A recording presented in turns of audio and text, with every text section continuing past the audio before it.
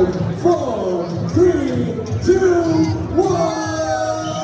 Let's go! What's going on, guys? My name is Matthew Giblin, aka M Gibbs, and I recently went to the Beeple Digital Art Deathmatch, and I just want to touch on that a little bit and tell you about my experience. It was something really special and really cool for me, so I just want to share that with you guys.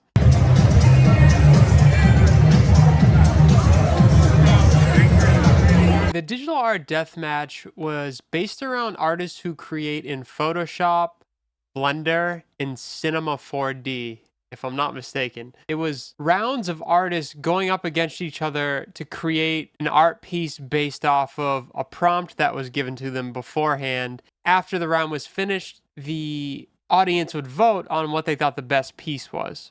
It was just a new, different concept that I've never really experienced before. It was just different and cool. That's all I can really say. Like, I was just chilling literally for hours just watching these artists make art and jamming out to some tunes and talking to some people, and it was just a cool experience. The most memorable moment for me was actually, believe it or not, watching the winner of the whole event, Joshua Brockett, I believe.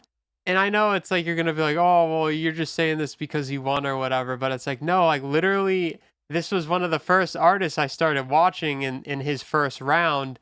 And the piece that he was creating was like really cool. It was like an astronaut in the grass with like mushrooms around it. And he was like face down, and there was a old computer screen in front of him. And I was just like, damn, like this is really cool, and this artist is dope as shit.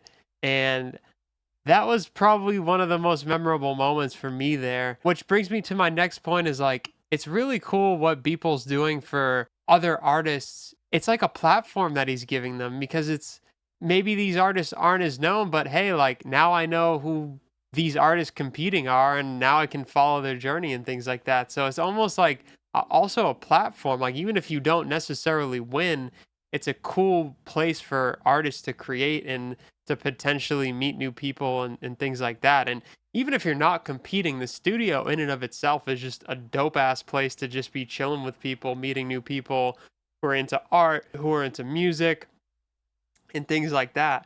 But to bring it back to Joshua, I was watching him compete, and he probably made my favorite piece of the whole event in his first round. And I was like, damn, that piece is so cool, man. Like, so cool. And as I watched him through the rounds, like progressing through, I was like, damn, I hope this kid wins or whatever.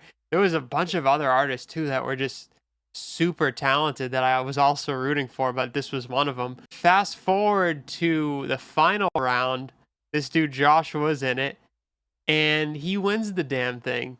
After he won at the studio, Beeple has printers on the ceiling, and he starts printing out like limited edition prints of all of the artists that competed, and obviously including this dude Joshua, who actually won the thing. And I freaking get a 7 out of 15 edition of that piece I was just talking about. And I freaking catch one of these from that's falling from the sky. And I'm just like, dude, are you kidding me? It's like a 7. There's like only 15 of them. And I'm just like, what? Not that, like, whatever. It's just so sick that I got a bunch of other dope ass pieces too. But I was just like super stoked on that piece. And I don't know. I just think all around, it's a place to check out. If you can make it down to Charleston, South Carolina, you should check Beeple Studios out, because you're totally going to have a sick time there. And in general, Charleston's just a cool place to be chilling. So that was basically my experience at the Digital Art Deathmatch at Beeple Studios. Check it out if you can make it to Charleston. That's all I can really say.